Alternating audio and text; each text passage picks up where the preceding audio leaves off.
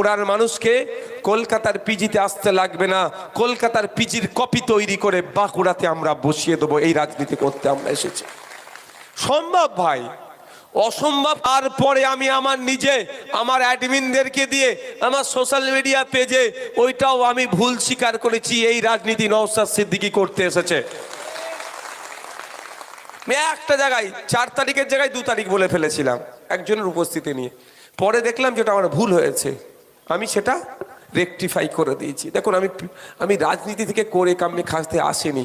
আমি রাজনীতিটা করতে এসেছি দেগঙ্গার মানুষ, ভাঙড়ের মানুষ, পুরুলিয়ার মানুষ, বাঁকুড়ার মানুষ, মুর্শিদাবাদের মানুষ, মালদার মানুষ, সারা রাজ্যের মানুষের যে মৌলিক অধিকার সেটা তারা পাচ্ছে না, তাদেরকে বুঝিয়ে দেওয়ার জন্য আমি রাজনীতি করতে এসেছি। যে দেগঙ্গার মানুষকে হেভি ট্রিটমেন্ট নিতে গেলে কলকাতার আরজি করে যেতে লাগবে না, উত্তর 24 পরগনাতেই কলকাতার মতো আরজি কর তৈরি করব, তার জন্য আমি এসেছি। আমি রাজনীতি করতে এসেছি বাঁকুড়ার মানুষকে, পুরুলিয়ার মানুষকে, আপনার ঝাড়গ্রামের মানুষকে 300 কিলোমিটার, 400 কিলোমিটার, মালদার 500 কিলোমিটার, 150 কিলোমিটার, 200 কিলোমিটার পার করে কলকাতার স্টার সরকারি হসপিটালে এসে চিকিৎসা পরিষেবা দিতে লাগবে না। আপনারা যদি আমাদেরকে সুযোগ দেন আগামী দিনে সরকার গঠন করার, তাহলে আমরা একটা সরকারের 5 বছর সময় থাকে।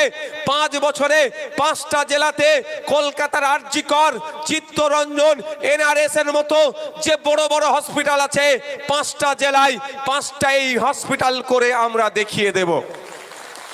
কিছু নয় করার, শুধু মানসিকতা রাখতে হবে।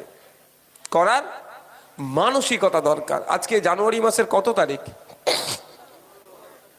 এখন পর্যন্ত আইএসএফ এর পক্ষ থেকে শুধু আমি গিয়ে, অন্য জায়গায় আরো হচ্ছে, আমি গিয়ে ব্লাড ডোনেশন ক্যাম্পে প্রায় 3000-এর অধিক সারা পশ্চিমবাংলা জুড়ে বলছি লোক ব্লাড দিয়ে দিয়েছে মানুষের জন্য। তাহলে 12,000 মানুষ, রাজ্যের 12,000 মানুষ উপকৃত হবে আইএসএফ এর দ্বারাই। এই জানুয়ারি মাসের শুধু 15 তারিখের কথা বলছি, আজকের দিনটা ছেড়ে।